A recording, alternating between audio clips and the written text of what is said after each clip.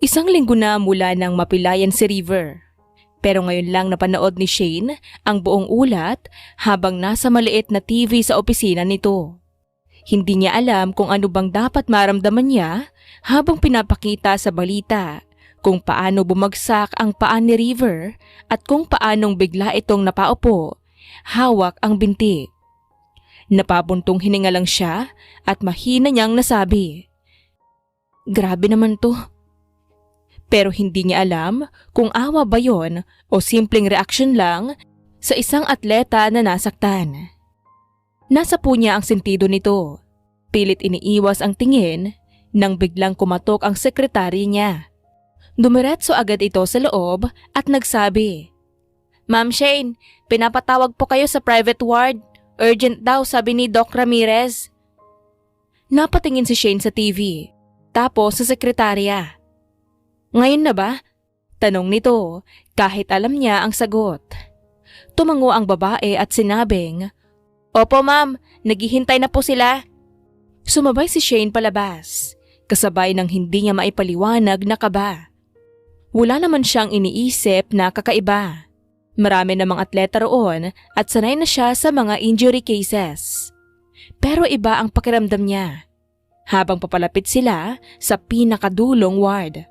Pagbukas ng pinto, agad niyang nakita si Doc Ramirez. Seryoso ang mukha nito, pero hindi iyon ang dahilan kung bakit nanlamig ang kanyang kamay. Sa kama, nakasandal at nakasuot ng hospital gown at naka-ice pack ang ankle. Si River. Napahinto si Shane at parang umiksi ang hininga niya. Kanina lang nakikita niya ito sa TV. Ngayon, andito ito. Nasa mismong hospital kung saan siya nagtatrabaho. Shane, Tawag ni Doc Ramirez habang nilalapit siya. he needs therapy as soon as possible. Severe ankle sprain with ligament tear. Ikaw ang hawak sa case. Hindi agad nakapagsalita si Shane. Napatingin siya kay River pero ang lalaki ay saglit lang na tumingin sa kanya. Malamig, walang ipinapakitang kahit anong emosyon bago ibinalik ang tingin sa kisame. "Doc, wala bang ibang pwedeng..." Hindi niya tinapos ang sasabihin pero halata sa boses niya ang pag-aalinlangan. Umiling si Doc. Wala. Ikaw lang ang PT dito na may sapat na experience para sa gantong injury. Kailangan niya ng consistent sessions. Ramdam ni Shane ang pagtitig ng lahat. Parang hinihintay ang susunod niyang salita. Ramdam din niya ang balik ng mga alaala na matagal na niyang ibinaon. Iniwan siya ni River. Walang paliwanag, walang closure. At ngayon, gusto nilang hawakan niya ang kaso nito?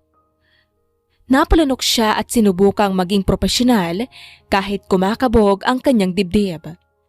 Naramdaman niya ang tingin ni River sa kanya. Tahimik pero mabigat na parang ayaw nitong nandyan siya pero wala naman itong masabi. Miss Lustre, Ulit ni Doc. okay ka ba rito? Nagtagal ang katahimikan bago nakasagot si Shane. Medyo nag-aalinlangan pa siya at kahit ayaw niyang gawin, napatingin muna siya kay River. Wala namang malinaw na emosyon sa mukha nito pero halata ang pagtataka, parang hindi nito maintindihan kung bakit ang tagal niyang sumagot. Iniiwas niya ang tingin at bumalik kay Doc Ramirez. Oo. Sagot niya sa wakas. Kailan kailangan mag-start ang therapy? Bago pa makasagot ang doktor, si River ang nauna. As soon as possible. Diretso ang tono nito, parang hindi sanay na tinatanggihan. Kailangan kong makabalik agad sa training. SEA Games next year. Kung maaga ako makapagpahinga, makakahabol pa ako. Napatingin si Shane sa kanya. Hindi makapaniwala kung gaano ito kabosi. Ganito na siya ngayon? Hindi niya alam kung siya lang ba, pero parang ang laki ng pinagbago ni River mula nung huli silang nagkita. Mas matikas, mas diretso, parang laging may iniisip na hindi sinasabi. Wala siyang nagawa kundi tumango. Okay, if that's what you need. Trabaho lang naman talaga ito. At kung gagaling agad si River, mas maaga rin siyang makakaalis sa sitwasyong ito. Yes sir, hindi na niya tinignan kung anong reaksyon ni River doon. Mas pinili niyang magpaalam agad. Doc, excuse me, ihahanda ko na po ang initial plan. Tumango si Doc Ramirez at tahimik lang si River habang palabas si Shane sa ward. Paglapit niya sa pinto, napabuntong hininga siya nang hindi niya namamalayang pagkalabas niya. Sakalang niya naisip, pinaglalaroan ba talaga ako ng tadhana? Bakit siya pa? Bakit ngayon? Pero ano pa nga ba ang magagawa niya? Ito ang trabaho niya. At wala siyang choice kundi gawin ng maayos. Pagbalik niya sa office, sinalubong siya ng folder at medical data ng hospital tungkol kay River. Kinuha niya ang lahat ng papeles, injury report, imaging results, doctor's notes at umupo siya sa mesa niya. Sinimulan niyang basahin isa-isa para malaman kung saan siya magsisimula. Kinabukasan, maaga pa lang ay dumiretso na si Shane sa private ward. Nakabukas ang pinto, kaya marahan siyang kumatok bago pumasok. Naabutan niya si River nakakalipas lang mag-almusal. Nakaupo sa wheelchair. Nakasuot pa rin ng hospital gown, bahagyang maputla. Pero gwapo pa rin kahit ayaw aminin ni Shane. Hindi niya alam kung bakit nakakainis na kahit kailan, kahit saan, nito pa rin ang dating ng lalaki. Huminga siya para maging kalmado. Good morning, Sir River. Pinilit niyang gawing profesional ang tono. Walang halong kung ano. Napatingin si River sa kanya. Morning. Lumapit siya at inilapag ang hawak na folder sa maliit na table sa tabi nito. Nabasa ko na yung full assessment kagabi. Hindi naman ganun kalala ang pilay mo, pero kailangan pa rin natin maging maingat. Tahimik lang si River. Nakatuon ang tingin sa kanya habang nagsasalita. Kaya lalo lang siyang nababahala na baka may mali siyang gawin. Sa first phase ng therapy mo, ang uunahin natin ay bawasan yung pamamaga at pain. Binuksan niya ang folder at pinakita ang simple chart. Gagamit tayo ng cold therapy, manual mobilization, at konting range exercises. Hindi mo na pwedeng biglain ang ankle para hindi lumala ang tear. Tumango si River. Seryoso ang muka. Kailan tayo magsisimula? Tanong nito. Diretso, walang pag-aalinlangan. Right now, if you are ready. Sagot nito. I-check ko muna yung response ng paa mo sa this morning bago tayo mag-adjust ng intensity. Pagsapit ng hapon, bumalik si Shane sa ward, dala ang small metal therapy board at ilang tools para i-check ang intensity ng pain at responsiveness ng ankle ni River. Nakaupo pa rin ito sa wheelchair, tahimik at seryoso. Parang naghihintay lang ng anumang gawin nito. Okay River, umpisahan na natin. Lumuhod si Shane sa tabi nito para mas makita ng maayos ang pilay.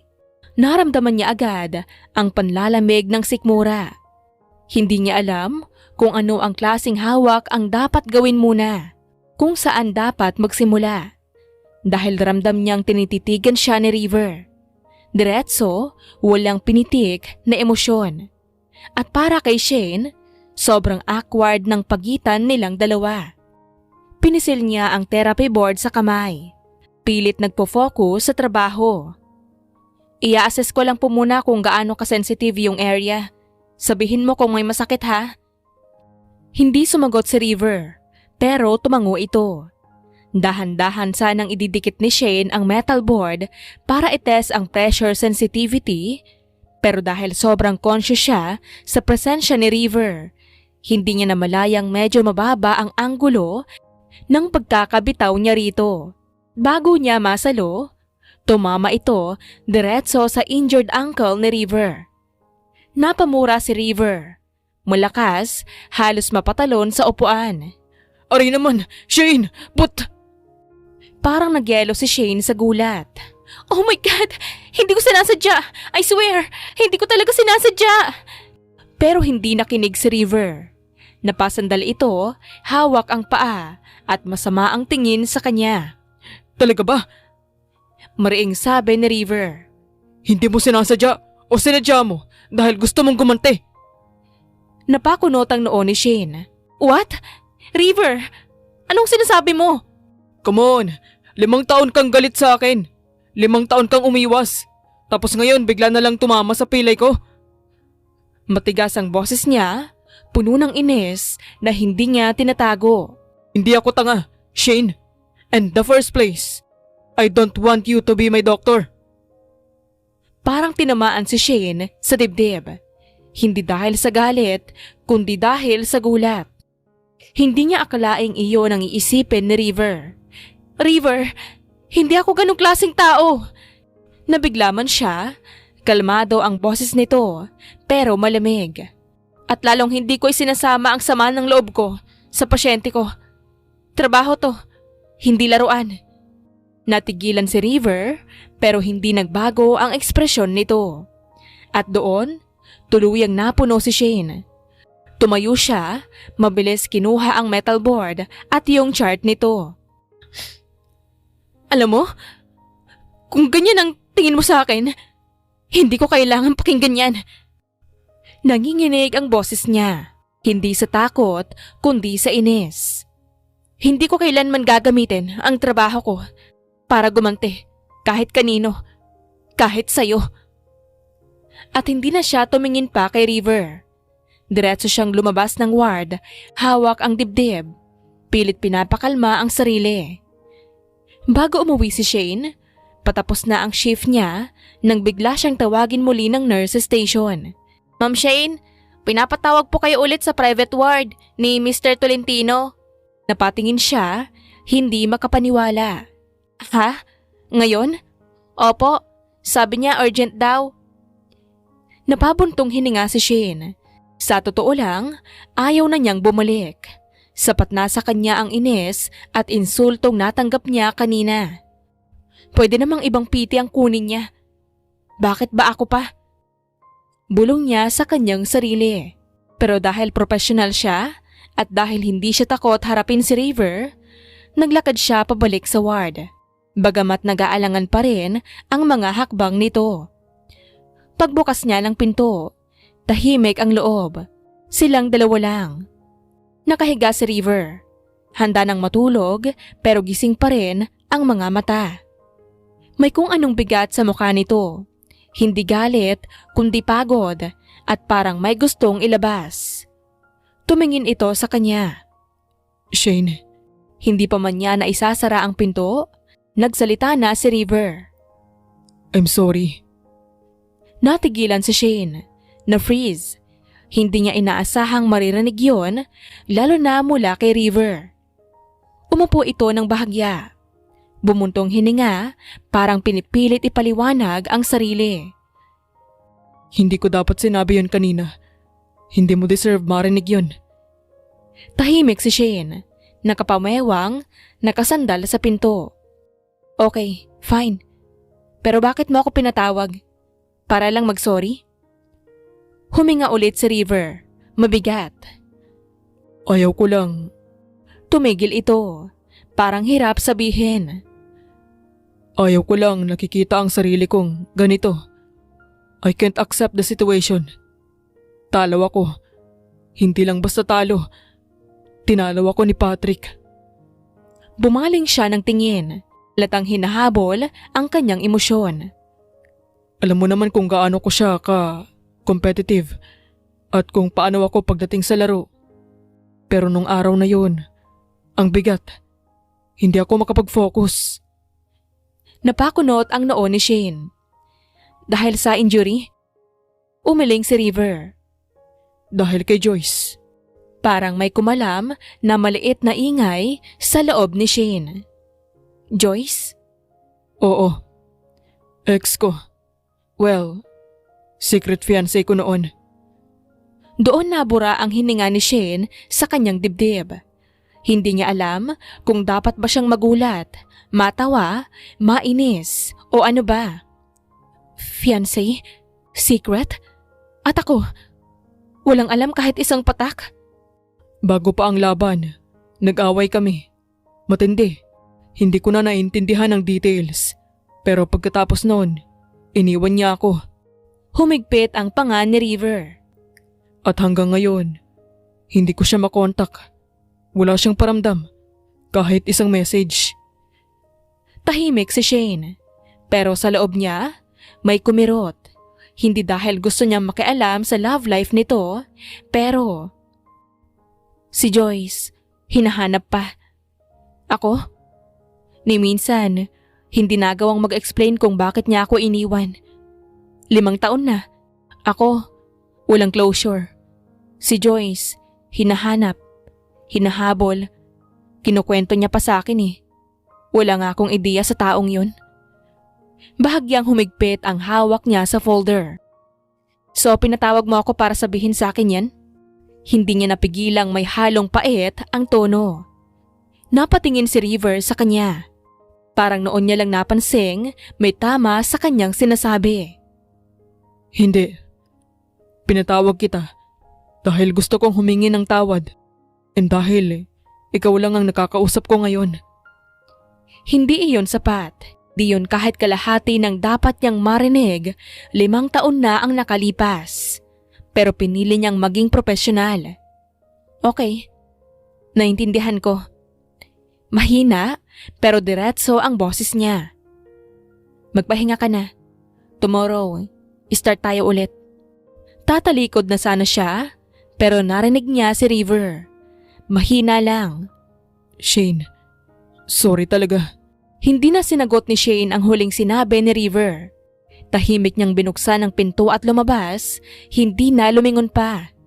Huminga siya ng malalim sa hallway. Sinusubukang ibalik sa normal ang tibok ng kanyang puso. Gusto na niyang umuwi, gusto na niyang tapusin ang araw. Habang naglalakad siya papunta sa elevator, napansin niya ang 3 nurse na nagkukumpulan sa isang gilid ng koridor. Pabulong ang usapan, pero halata ang kilig at gulat sa mga mukha nila. Paglapit ni Shane, agad silang nag-ayos ng postura. Pero hindi maitago ang eksitasyon. Ma'am Shane! Tawag ng isang nurse. Biglang lumapit. Grabe, may chika kami! Napakunot ang noo niya, napagod pa rin ang isip. Ano namang chika yan? Mukhang ang saya niyo ah. Nagunahan ang isa pang nurse. Bit-bit ang phone. Ma'am, eto oh, breaking news. As in, kakapost lang. Ibinuka nito ang screen. At doon, nanlaki ang mata ni Shane. Headline, clear, malaking font. Patrick Martinez announces engagement to Joyce Santiago. May kasamang picture. Si Patrick naka-armlock sa isang babaeng nakagown. Nakangiti sa kamera habang hawak ang isang engagement ring. Napatingin si Shane, hindi makapag-react agad. Joyce?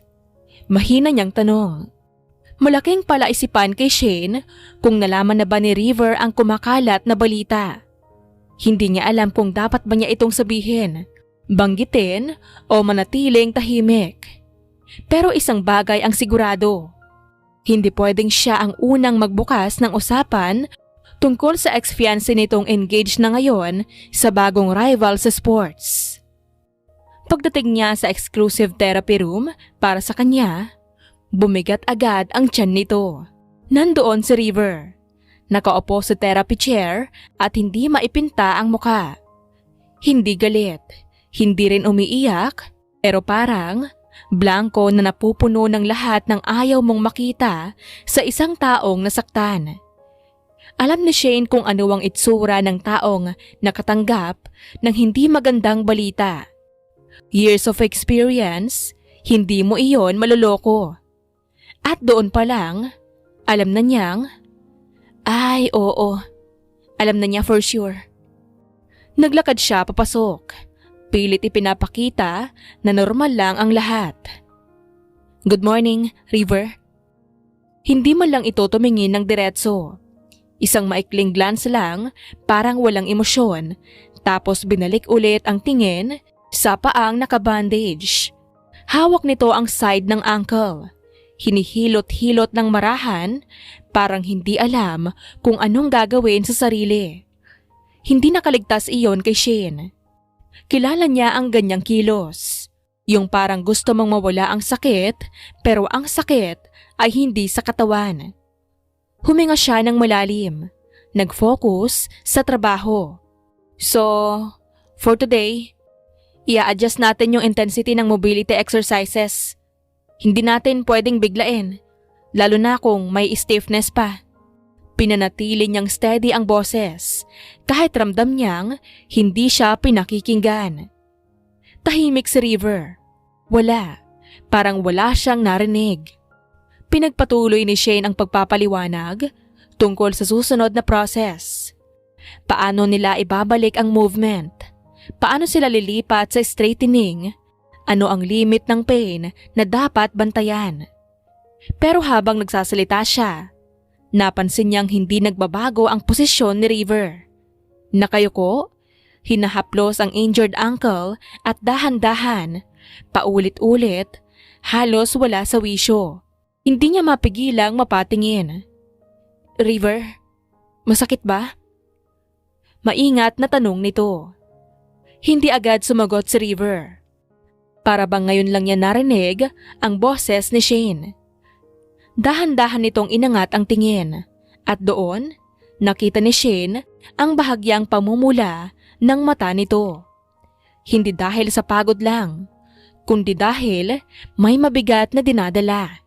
Simpleng pumikit lang ito sandali, saka nagtanong. Start na ba? Tahimik lang ang buong therapy room habang nag-uumpisa sila.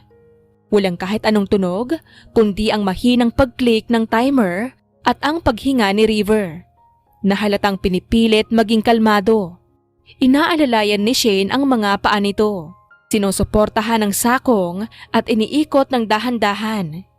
Hindi sila nag-uusap. Hindi dahil galit sila sa isa't isa, pero dahil ang dami nilang hindi sinasabi.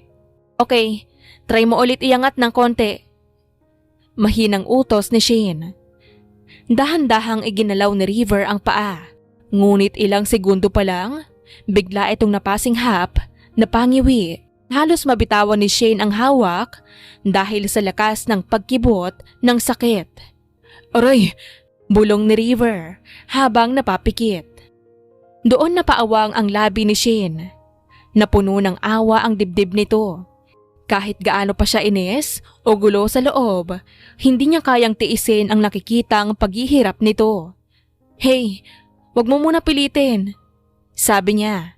Mabilis pero malambot ang boses. Masakit pa? Magpahinga muna tayo for today. Overwork pa yung area. Hindi agad sumagot si River. Diretso lang ang tingin nito sa paa. Parang galit na hindi gumagalaw ang katawan niya sa gusto niyang mangyari. River, tawag ni Shane, mas mahinahon. Okay lang magpahinga. Hindi ka sasablay kung titigil ka muna ngayon. Tumango si River ng mabagal at doon tumayo si Shane para ayusin ang kanyang gamit. Kinuha niya ang clipboard, inayos ang notes, handang magpaalam. Okay, I'll see you later. Kukuha lang ako ng lunch bago bumalik sa office. Shane. Napalingon siya. Nakatingin si River sa kanya, hindi galit, hindi rin malamig. Parang may hinihingi pero ayaw sabihin ng diretso. Samahan mo ako mag-lunch. Natigilan si Shane. Hindi niya alam kung nakarinig ba siya ng tama. Ha? Ako? Kumunot ang noo niya. Halatang hindi niya inaasahan iyon. River, hindi naman kailangan. Please. Bilis, pero hindi mataas ang tono. Diretso lang. Just stay for lunch. Hindi na rin alam ni Shane kung paano siya napapayag. Pero nang matauhan siya, nakaupo na siya sa private ward ni River. Sa pagitan nila ay isang maliit na table na puno ng pagkain. Hindi basta hospital meal, kundi mukhang galing sa premium restaurant. May steak, salad, pasta, dessert na hindi pang ward. Napakunot ang noo niya agad. River, ano to? Tanong niya, halos maasar. Nag-request ka pa talaga ng special meals? Alam mo namang istrikto dito. Hindi ka pa pwedeng kumain ng matatabat, mamantikang pagkain habang nagpapagaling. Hindi mo lang nagmukhang guilty si River. Tumitig lang ito sa kanya at sumagot ng diretso. Hindi para sa akin yan. Napastop si Shane. Halos napalingon ng hindi sinasadya. Ha? Ano ibig mong sabihin? Para sa'yo yan. Walang pag-aalinlangan. Wala ring biro sa tono. Parang naloko ang puso ni Shane sandali. River, hindi ko kailangan… I know, pero gusto ko. Seryoso pa rin. Kumain ka muna. Hindi ka pa nagla-lunch. Hindi alam ni Shane kung maiinis ba siya o maiilang. Pero maupo siya sa upuan. Hawak ang kubyertos na parang hindi niya alam paano gagamitin. Tahimik silang kumain ng ilang minuto. Si Shane, pilit na normal. Si River, pinagmamasdan siya paminsan-minsan pero hindi na gaanong nagsasalita. Hanggang sa bigla itong naglabas ng balita. Shane, Nagsimula ito. Mababa ang boses. uuwi na ako bukas. Natigil si Shane sa paghiwa ng steak. Bukas? Sigurado ka? Hindi ka pa fully stable? Baka mas mabilis akong gumaling sa bahay. Sagot ni River. May private equipment naman ako at ayoko na dito. Hindi na siya nagtanong kung bakit. Alam niyang may kinalaman yon sa balitang nakita niya kagabi. At halata sa mga mata nitong hindi pa rin tanggap ang nangyari. Pero hindi niya inasahan ang kasunod. I want you to continue my therapy at my house. Napahinto siya ng tuluyan. River, marahan ang tono niya pero halatang nagulat. Hindi ko alam kung… I'll arrange everything. Schedule mo transportation mo. Kahit anong kailangan mo. Just continue my sessions personally. Napalunok si Shane. Hindi dahil sa pressure, kundi dahil sa bigat ng sitwasyong nakaharap nito. Trabaho niya ito. Kayang-kaya niya, pero bahay ni River iyon. Ang taong iniwasan niya ng 5 taon. At sa unang linggo pa lang ng pagkikita nila, heto na. Gusto niya silang dalawa lang. Everyday sa personal space nito. Babayaran kita ng hiwalay sa salary mo dito. Dagdag ni River. Parang business proposal lang ang usapan. Full rate. Wala kang kailangang alalahanin. Napailing si Shane. Hindi pa rin handang magdesisyon. River, kumain ka muna bago mo ako pilitin sagutin yan. Ako rin, kakain muna bago mag-isip. Tumango si River. Walang kontra. Fair enough. Kumain ka muna. At kahit nahihiya, mas nahihiya si Shane kung tatanggi pa siya sa pagkaing nakahain. Kaya kinuha niya ang kubyertos at sinimulang kumain. Pilit na kalmado, kahit ramdam niyang tinitignan siya ni River paminsan-minsan. Hindi niya alam kung gutom siya o stress lang. Pero mabilis siyang kumain, halos hindi niya napapansin kung maganda ba ang manners niya o hindi. Hanggang sa napansin ni River. Shane, Hindi na niya natapos ang sasabihin. Biglang umabot si River. Marahang hinawakan ang baba ni Shane papasunod sa kanya. Hindi mahigpit, pero sapat para mapatigil siya. At bago pa makaiwas si Shane, marahan nitong hinawi ang maliit na butil ng kanin na nakadikit sa gilid ng labi nito. Tapos, kinain ito ni River. Walang anumang pag-aalinlangan. Nag-freeze si Shane. Parang na-hold ang oras. Parang huminto ang paghinga nito. River. Halos pabulong. Halos hindi niya alam anong sasabihin. Tumingin si River sa kanya ng diretso. Walang biro sa mga mata pero may kung anong lalim na hindi niya mabasa. may kanin ka sa labi. Mahinang sabi nito.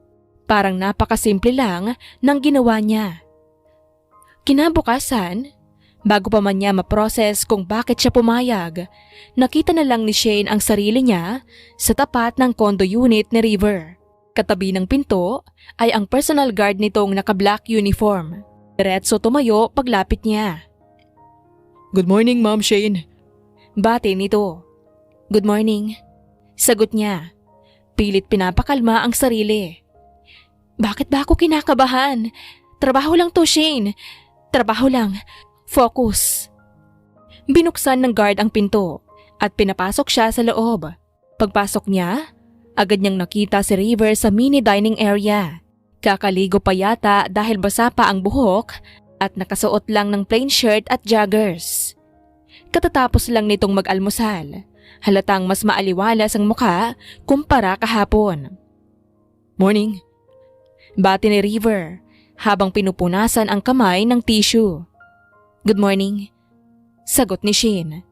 Iwas tingin para hindi mahalata ang naramdaman niya kagabi. Itinuro ni River ang isang corner ng unit kung saan halos kompleto ang equipment.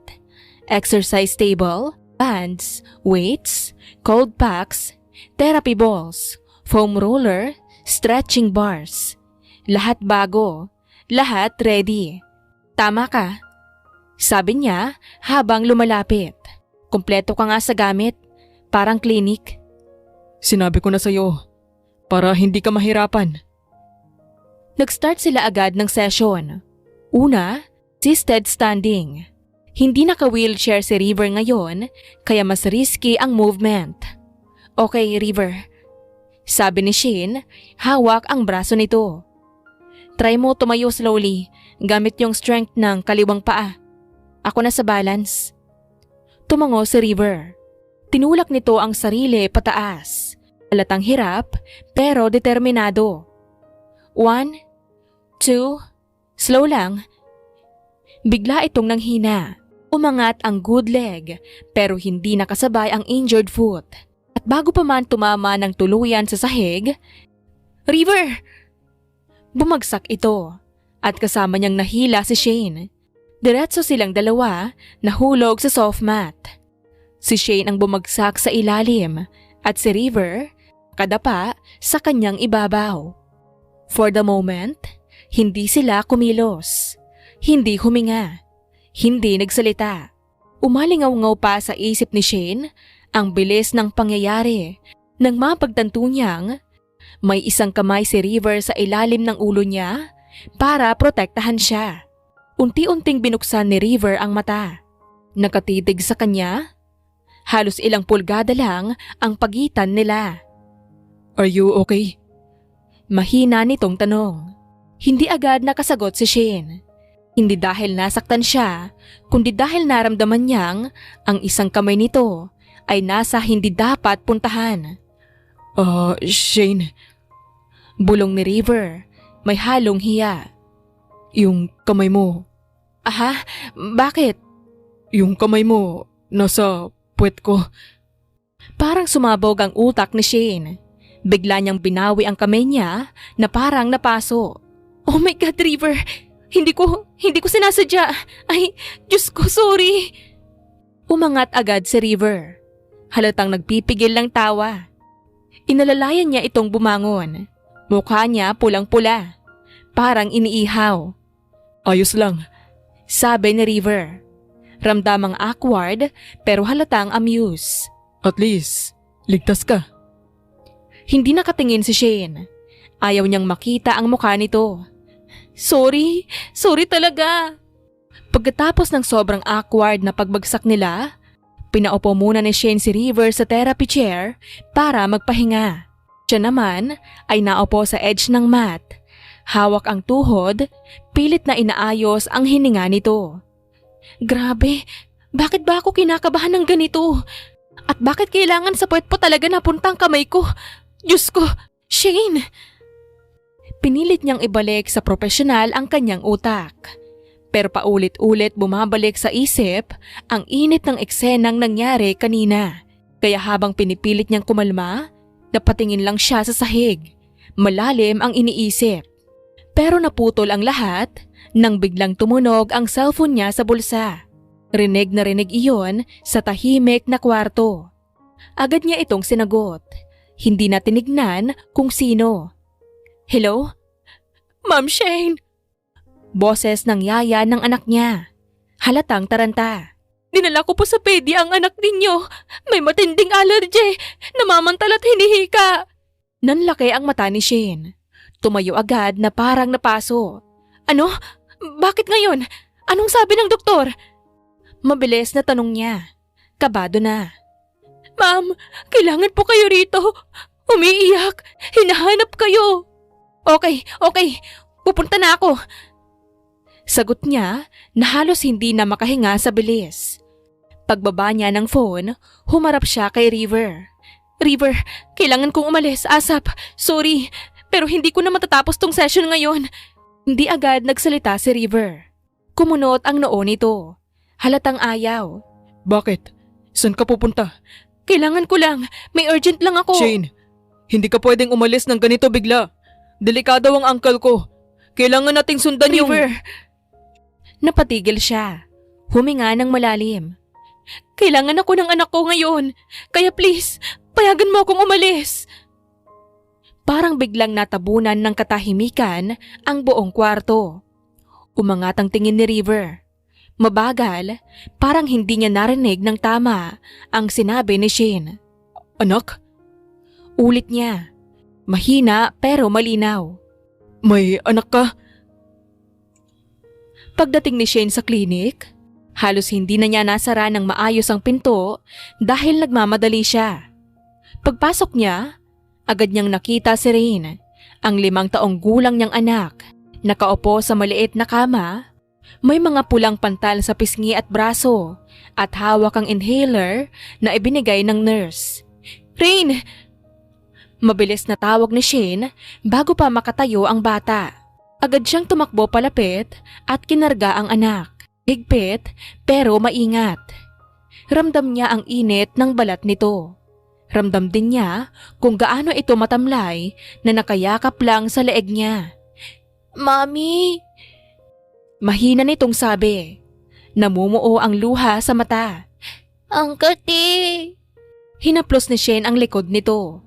Pinupunasan ang noo nito. Okay na baby, andito na si Mami. Sorry, ang tagal ko. Lumapit si Esther, ang yaya. Halatang pawis at nag-aalala. Ma'am, binigyan na po siya ng paunang gamot. Buti at mabilis yung reaksyon ng doktor. Pwede na raw po siyang umuwi. Bantayan lang. Thank you, Esther. Sagot ni Shane. Hindi pa rin binitawan si Rain. Habang inaayos ang gamit ng bata, sinabi ni Esther, Ma'am, ngayon lang po natin nalaman. Allergic pala siya sa strawberry. Akala ko, normal lang na dessert yung binigay sa party kanina. Di ko pa alam na may strawberry syrup pala. Napapikit si Shane. Huminga ng malalim. Hindi galit, pero takot, pagod, at pag-aalala ang sabay-sabay na humabol sa dibdib nito. Okay lang, Esther. Hindi mo kasalanan. Mahinahong sagot niya. Pero starting ngayon, iiwas na talaga tayo sa anything na may strawberry, kahit konti. Tumango si Esther. Ramdam ang relief. Opo ma'am, sobrang mag-iingat na po ako. Tumingin si Shane kay Rain.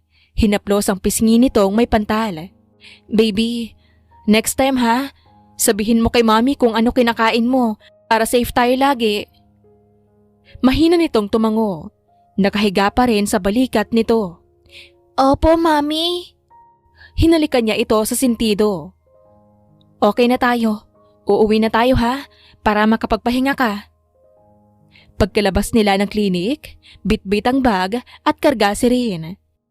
Nagulat si Shane nang biglang huminto ang isang itim na SUV sa kanilang harapan. Saglit siyang natigilan. Pinisil ang anak para masiguradong hindi ito magugulat. Bumukas ang tinted window sa likod at doon niya nakita si River. Naka-sandwich shirt pa rin mula sa therapy session kanina. Nakalin forward. Seryosong nakatingin sa kanila. Shane, sakay na. Ihahatid ko kayo. Nanlaki ang mata ni Shane. River, anong ginagawa mo rito? Bumukas ang pinto sa likod. In-offer sa kanya ng driver. Hinabol ko kayo. Sagot ni River, diretso. Mahirap mag-commute kapag may bata ka, lalo na kung pagod. Tumingin si Shane kay Rain. Matamlay ang anak nito.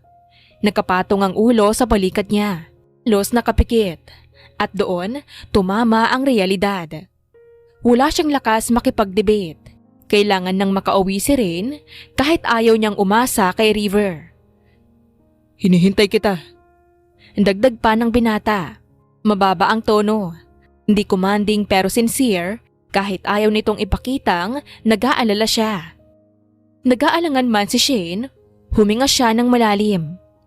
Okay, pero diretso lang sa bahay walang ibang stop. Tumango si River. Oo. Sumakay si Shane kasama si Rain sa backseat. Nasa kabilang side si River, malapit pero may distansya. Tahimik ang biyahe. Tahimik ang kotse. Ang tanging maririnig ay ang humuhuning aircon at mabagal na paghinga ni Rain na nakadantay sa kanya. Tumingin si River sa bata ng ilang ulit. Hindi mapigilang pagmasdan ito. Parang may kung anong iniisip, may sinusukat, may sinusubukang unawain. Napansin iyon ni Shane. River. Mahinang tawag nito. Antay pa rin sa anak niya. Bakit ka ganyan tumingin kay Rain? May problema ba sa bata? Nag-angat ng tingin si River. Nagulat sa tanong. Wala. Huminto ang SUV sa tapat ng bahay ni Shane. Simple, maaliwalas, hindi kalakihan pero halatang maayos at naalaga ang bahay. Wala itong engrandeng gate gaya ng kay River. Pero may warm na pakiramdam na tipikal na tahanang may bata.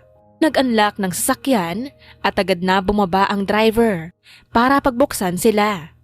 Thank you. Nahihiyang sabi ni Shane habang kinukuha ang bag at inaayos ang pagkakakarga kay Rain. River, salamat sa paghatid. Tumangulang si River. Hindi nagmamadaling sumagot. Nakatingin pa rin ito kay Rain.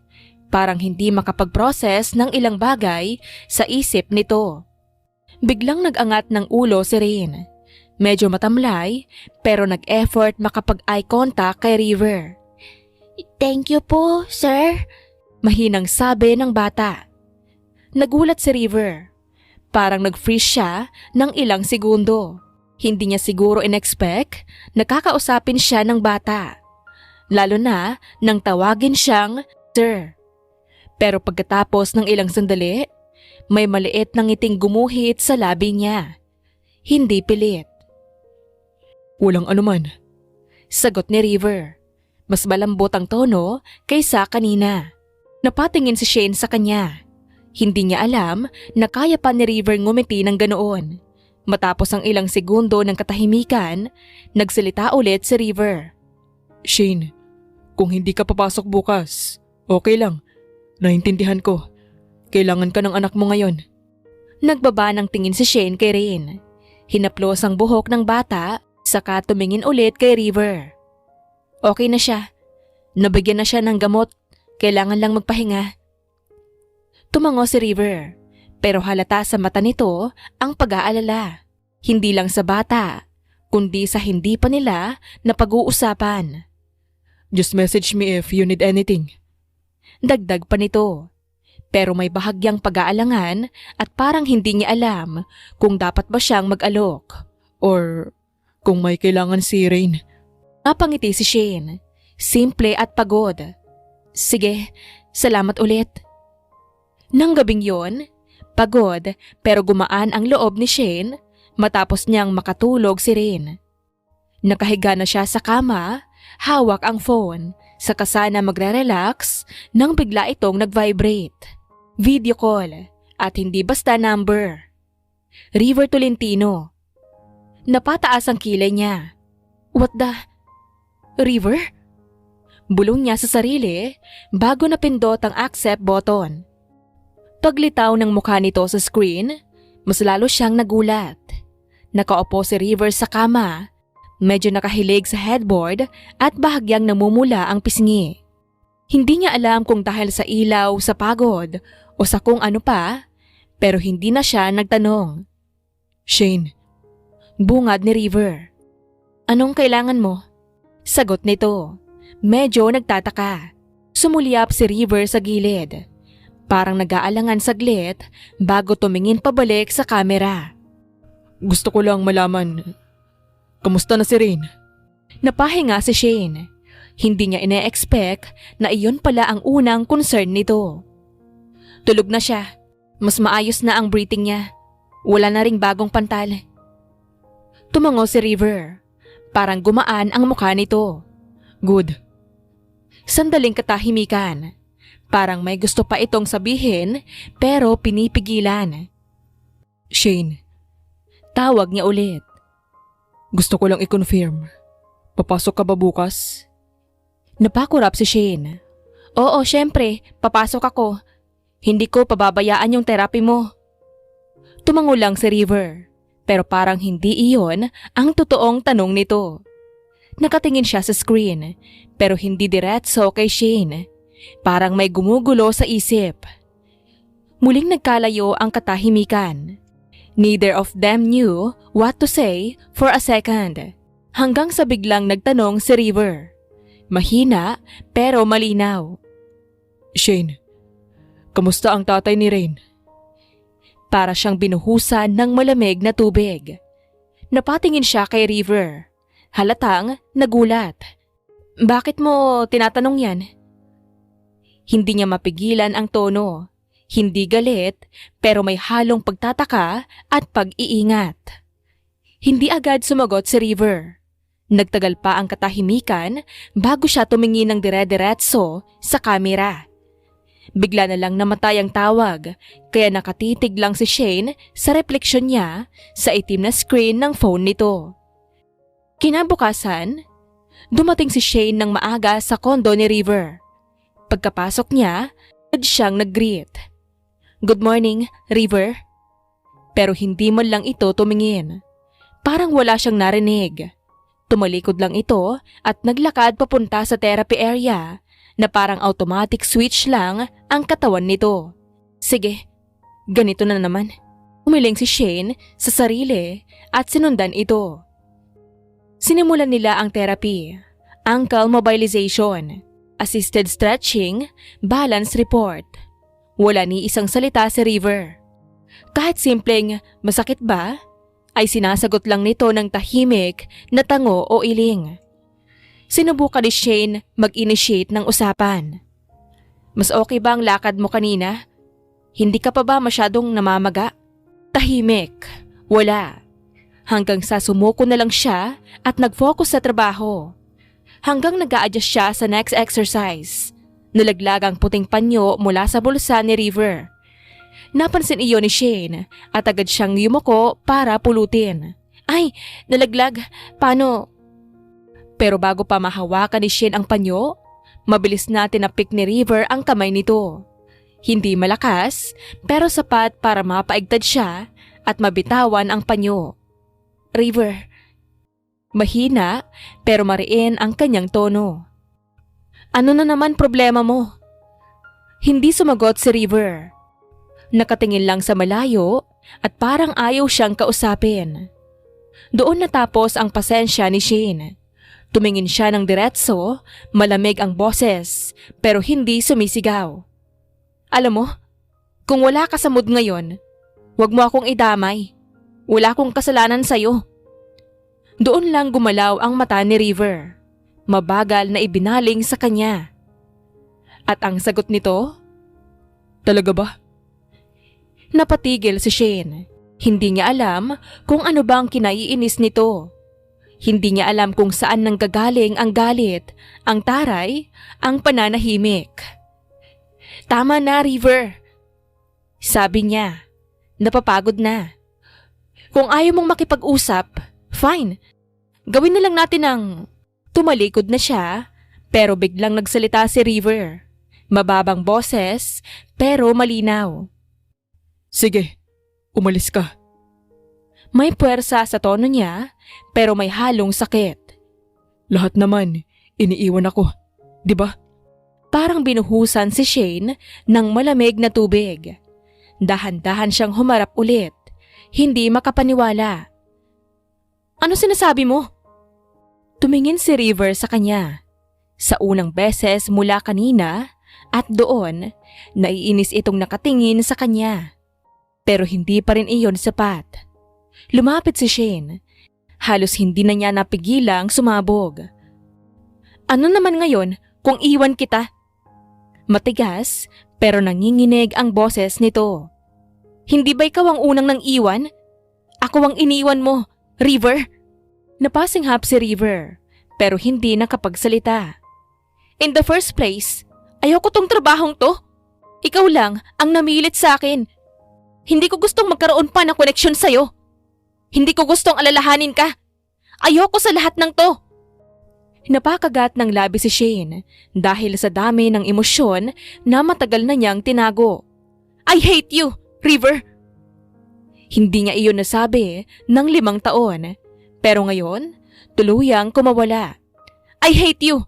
Nung iniwan mo ako na walang kahit anong paliwanag, hinanap kita. Napaluha na si Shane, pero hindi bumagsak ang luha. Tapos, bigla kang nagpakita at bigla kang nagiging concern. Tapos, susumbatan mo ako? Tumapang palalo ang tono nito. Pero ikaw ang may kasalanan. Ikaw, hindi ako. Pauwi na sana si Shane. Halos makapasok na sa elevator nang bigla siyang napatigil. Shit! Yung bag ko! Napakapit siya sa noo nito. Sa sobrang galit kanina, dire-diretso siyang lumabas.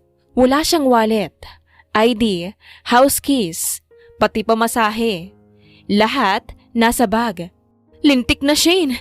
Ang galing mo talaga minsan. Wala siyang choice. Kahit nakakainis, kahit nakakahiya, kailangan niyang bumalik. Pagbalik niya sa tapat ng kondo ni River, ang guard ang agad na sumalubong. Ma'am Shane, Nagulat ito. bumalik po kayo. Yeah. Huminga siya ng malalim. Nakalimutan ko kasi yung bag ko. Pwede bang kunin? Tumango ang guard. Nasa loob po. Ako na po kukuha.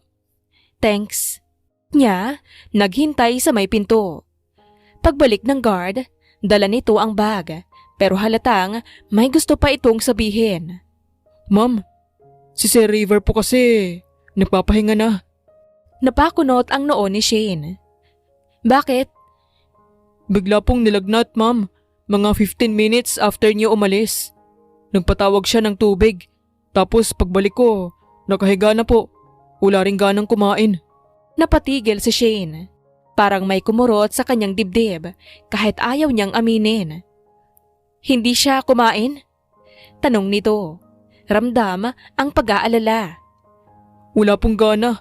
Pinilit ko po sana pero sabi niya huwag na. Kaya natulog na lang. Napabuntong hininga si Shane. Kahit galit siya, kahit ilang taon siyang nasaktan, hindi niya mapigilang maawa. Physically weak si River ngayon. Kahit mayaman ito, may pride, may lakas, may moments pa rin na parang wala siyang malalapitan. Kuya, sabi ni Shane sa guard, pwede ba akong magluto? Saglit lang, para kay River. Nagulat ang guard. Ha? Ma'am? Hindi ko po alam kung... Doktor ako, sabi nito, mahinahon. Alam kong ano dapat ang kainin niya ng may lagnat. Hindi ako magtatagal, pagkain lang.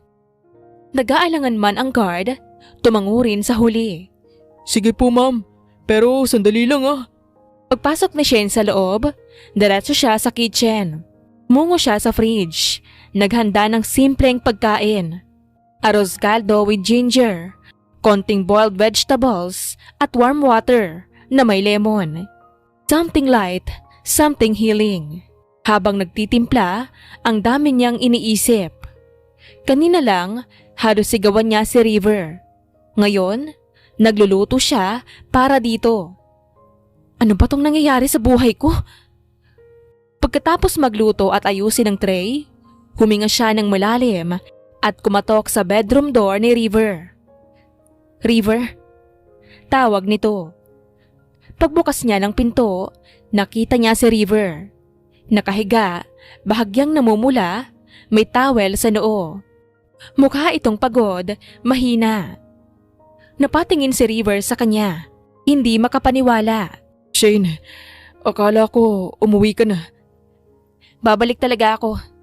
Sagot niya habang nilalapag ang tray. Nakalimutan ko bag ko. Tumango si River. Hindi makatingin ng diretso. Inilapit ni Shane ang tray. Kumain ka muna bago ako umalis. Umiling si River at pumikit. Ayoko. Gusto ko matulog. Umuwi ka na, please. Hindi umalis si Shane sa kinatatayuan. Hindi ka pwedeng matulog na walang kinakain. Sagot niya, matatag. May lagnat ka. Hindi pwede yon. Jane, pagod ako. Gusto kong magpahinga. I know, pero mas pagod ka bukas kapag hindi ka kumain ngayon. Binuksan ni River ang mata. Tinitigan siya. May halong inis pero may halong pagkalito. Bakit ka nagluto? Tanong nito. Halos bulong. Galit ka sa akin, di ba? Hindi pa man nakakalahati ni River ang pagkain, kinuha na ni Shane ang kutsara mula sa kamay nito. Ako na. Sabi ni Shane, hindi tumitingin sa mata nito. Walang nagawa si River nang subuan siya nito. Tahimik lang siya, umuubo pa minsan-minsan dahil sa sipon at lagnat. Habang si Shane naman ay steady lang ang kamay. Professional, pero may halong pag-aalalang ayaw niyang ipahalata. Hindi niya sinagot ang tanong ni River kung bakit siya nagluto. Tahimik lang siyang nagsusubo. Walang ibang iniisip kundi matapos na ito para makauwi. Ilang sandok pa at halos ubos na ang pagkain. Sinara na ni Shane ang bowl. Inayos ang tray sa kadahan-dahan ng tumayo. Okay, sabi niya. Malamig pero pagod. Aalis na ako. Tumingin si River. Mabigat ang tingin, parang biglang nawala ang lakas. Pagpihit ni Shane, sinabi niya ang bagay na matagal niyang pinaplano buong maghapon. By the way, malumanay pero diretso ang tono. Para hindi na tayo mag-clash, hahanapan na lang kita ng kapalit ko bilang physical therapist mo. Para bang tumigil ang mundo. Literal na napahinto si River. Parang hindi siya makahinga sa narinig.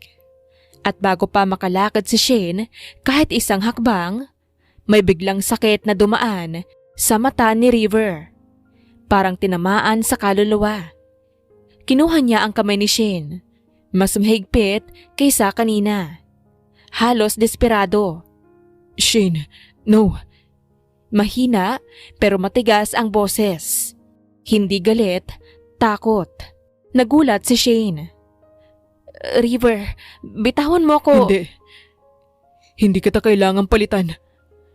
Humigpit ang hawak ni River sa kamay nito. Parang siya lang ang lifeline nito. Shane, I'm sorry. Hindi ito humingi ng tawad dahil sa pagkain o sa galit nito kanina o sa pagtrato sa kanya ng malamig buong araw. Iba ang bigat ng sorry na iyon. Malaki ang kasalanan ko. Bulong ni River. Namumungay ang mata pero malinaw ang boses. Alam ko, at alam kong wala akong karapatang pigilan ka. Halos mapangiwi ito. Pilit sinusupil ang pag-iyak o paghinga ng malalim. Pero hindi ko kailangang ipaliwanag ngayon kung bakit ako lumisan bigla noon. Humigpit pa ang kanyang hawak. Parang natatakot na mawala si Shane pag binitawan niya ito. Hindi pa kaya ng katawan ko o ng utak ko. Nanatiling nakatulala si Shane. Hindi niya alam kung ano ang mararamdaman. Galit, awa, inis o pagkalito. Pero sa oras na kaya ko na. Nag-angat si River ng tingin, diretso sa mga mata niya. Ipapaliwanag ko lahat. Huminga siya ng mabigat, parang nilalabanan ang pagkatulog at panghihina. Basta, huwag mo akong iiwan. Sa mga sumunod na araw, naging mas magaan ang pakikitungo ni na Shane at River. Wala ng tensyon sa tuwing magtatama ang kanilang tingin at mabilis na lang lumilipas ang oras habang ginagawa nila ang therapy ni River. Unti-unti na itong gumagaling. Maya't maya'y may bago itong nagagawa mula sa paggalaw nang hindi gaanong nasasaktan hanggang sa pagkakatayo nang hindi umaasa sa walker.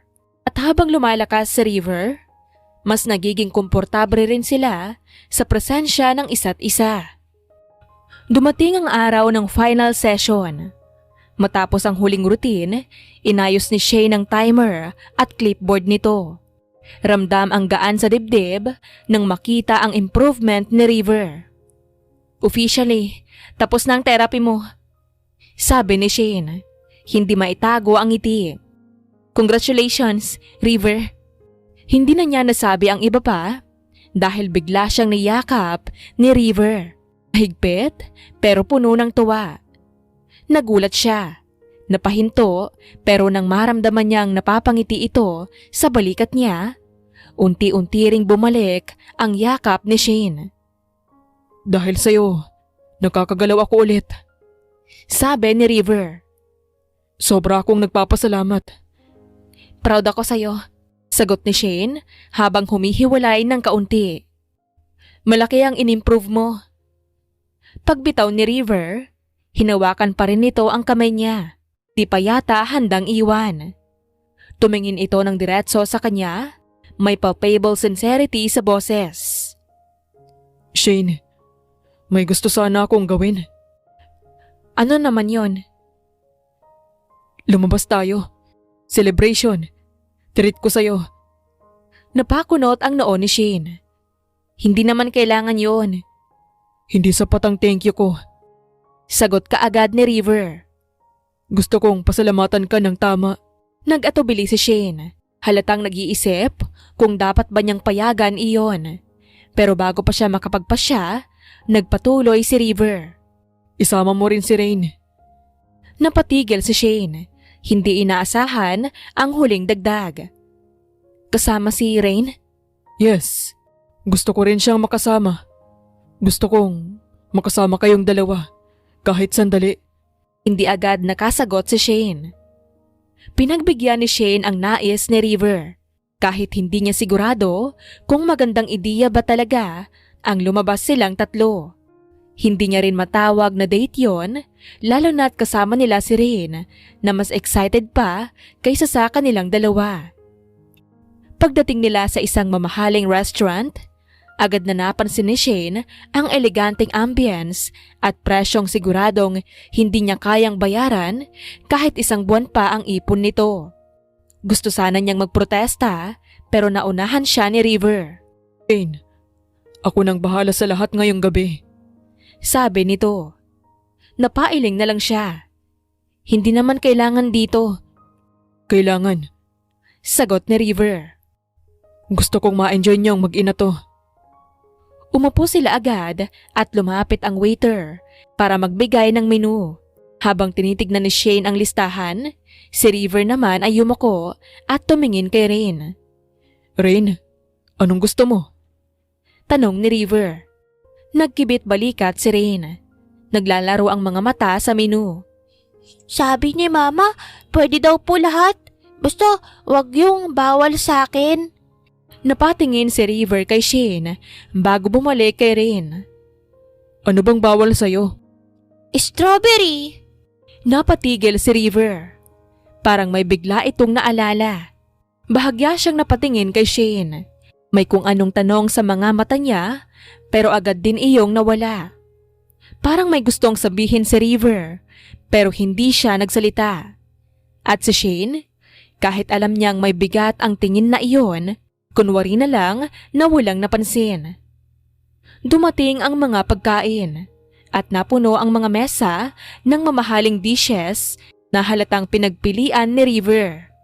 Tahimik silang kumain pero hindi uncomfortable. More likely, may kanya-kanya silang iniisip. Paminsan-minsan lang kumukulit si Rain. Nagtatanong kay River tungkol sa mga simpleng bagay, gaya ng paborito nitong sport drink, kung ilang medalya mayroon ito at kung gaano kasakit makik sa mukha. Tinawanan ni River ang huli. Masakit. Huwag mong susubukan. Tumango si Rain na parang seryosong seryoso. Okay po, Sir River. Matapos ang hapunan, dinala ni River sina Shane at Rain sa isang skating ring. Hindi inasahan ni Shane na ipapasara ni River ang buong lugar para lang makapaglaro si Rain ng malaya. Walang ibang tao, walang ingay, tanging tunog lang ng gulong ng skating shoes at ang masayang tawa ng bata ang maririnig. Si Rain, tuwang-tuwa, paikot-ikot sa rink, paminsan-minsan ay kumakaway sa kanila. Magkatabi sina Shane at River sa gilid. Tahimik na pinapanood ang bata. May hindi ka ba sinasabi sa akin? Biglang tanong ni River. Napalingon si Shane sa kanya. Halata ang kaba sa mukha niya pero pilit niyang pinapanatiling kalmado ang boses. Wala. Sagot nito. Wala akong kailangang sabihin. Tumango si River ng bahagya pero hindi nawala ang seryoso sa tingin nito. Alam mo, nabawal din sa akin ang strawberry. Allergy rin ako. Hindi agad sumagot si Shane. Napalunok ito sa kaumiwas ng tingin. Dahan-dahang nagpatuloy si River. Shane, anak ba natin si Rain? Naniga si Shane sa kinatatayuan nito. Please, huwag kang magsinungaling. Huminga ng malalim si Shane. Ramdam ang panginginig sa dibdib nito. Ano bang karapatan mo para malaman ang tungkol sa amin ng anak ko? Tanong niya. Pilit pinapatatag ang sarili. Tumingin si River sa skating rink, saka muling humarap sa kanya. Kung ako ba ang tatay niya o hindi? Sagot nito. Isang sagot lang ang kailangan ko. Tumingin muna si Shane kay Rain, na abala pa ring naglalaro. Walang kamalay-malay sa bigat ng usapan. Pagkatapos, bumalik ang tingin niya kay River. Nangingilid ang luha sa mata niya. Halatang takot at kaba ang nangingibabaw. Oo. Sagot niya sa wakas. Parang nawalan ng hangin ang paligid. Napako si River. Hindi agad nakaimik. Parang hindi handa sa sagot kahit siya mismo ang nagtanong. Agad na nagsalita si Shane. Mabilis.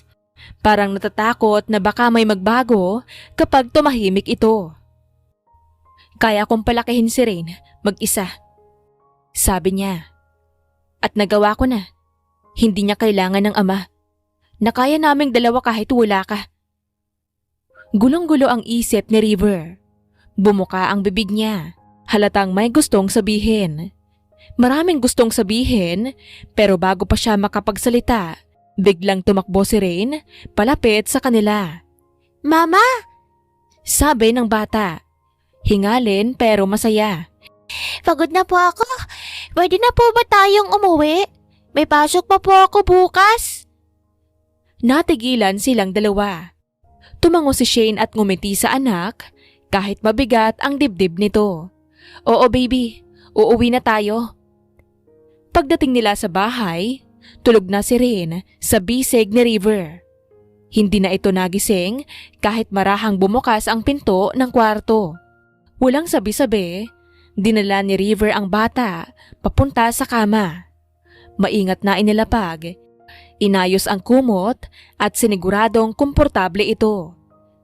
Tahimik si Shane habang pinapanood ang eksena. Hindi niya alam kung bakit, pero mas mabigat ang dibdib makita si River na ganon kaingat sa kanilang anak. Paglabas nila ng silid, isinara ni Shane ang pinto ng dahan-dahan. Shane, Mahinang sabi ni River. kailangan nating mag-usap. Umiling agad si Shane. Wala tayong dapat pag-usapan. Lumapit si River. Seryoso ang muka. Meron. Lalo na ngayon na alam ko na anak ko si Rain. Napasinghap si Shane. Handa na sanang umatras pero bigla siyang natigilan nang lumuhod si River sa harap nito. Hindi niya inasahan yon. Hindi niya alam kung paano tutugon. Please, Huwag mo akong ilayo kay Rain. Naniga si Shane. River, tumayo ka. Mabilis niyang sabi. Huwag mong gawin yan. Tumayo si River pero hindi nawala ang bigat sa mga mata nito. Tatanungin kita. Sabi ni Shane. Nanginginig ang boses. Kung wala si Rain, ganito ka pa rin ba? Dahil kung magbabalikan tayo dahil sa anak natin, hindi ako papayag. Walang tayo. Kung si Rain lang ang dahilan. Umiling si River. Wala kang ideya kung ano ang nararamdaman ko. Sagot nito. Nang makita kita ulit, bumalik lahat. Hindi lang dahil kay Rain. Dahil sa'yo. Napapikit si Shane. Iniwan mo ako. Mariin niyang sabi. At ayokong maranasan ulit yun. Ayokong ipakilala ka kay Rain. Tapos, bigla ka na namang mawawala. Kaya kong tanggapin ang sakit para sa sarili ko. Pero ang sakit na mararamdaman niya, hindi ko kakayanin. Huminga ng malalim si River. Parang matagal niyang inipon ang sasabihin. Kaya ko nagawa yun. Dahil nanganganib ang buhay mo. Napatingin si Shane sa kanya. Nagulat. May sindikatong sangkot sa laban ko noon. Patuloy ni River. Kung natalo ako, may madadamay. At ikaw yun. Kaya bago pa ang laban, iniwan kita bigla. Walang paliwanag dahil yun lang ang paraan para mailayo ka. Umigpit ang panga niya. Nanalo ako sa unang laban. Pero natalo ako sa buhay. Dahil pinili kitang iwan kahit mahal kita. Naramdaman ni Shane ang bigat ng sinabi. Unti-unting humupa ang galit. Napalitan ng awa at sakit na hindi niya inaasahan. Proud ako sa'yo. Naging doktor ka. Pinalaki mo si Rain mag-isa. Hinanap kita pero hindi ko alam kung saan magsisimula. Tahimik si Shane. Hindi siya umiiyak pero ramdam ang bigat sa dibdib. Sandaling tumingin si River sa pinto ng kwarto ni Rain, saka bumalik ang tingin kay Shane. Magpahinga ka na. Ayokong pilitin ka. Gusto ko lang malaman mo ang totoo. Hindi pa rin mawala sa isip ni Shane ang naging pag-uusap nila ni River noong gabing yon. Kahit pilit niyang iniiwasan, paulit-ulit pa rin bumabalik sa alaala niya ang mga salitang binitawan nito. Ang pag-amin, ang paliwanag at ang bigat ng katotohanang matagal niyang hinintay. Kaya nang bumalik siya sa hospital kinabukasan, pinili na lang niyang ilibing ang sarili sa trabaho. Chart review, rounds, referrals, kahit ano, basta manatiling abala ang kanyang isip. Bukas ang TV sa kanyang opisina. Nakamute lang sa una. Parang background noise lang habang nagbabasa siya ng files. Pero napatingin siya bigla nang makita ang mukha sa screen. Si River.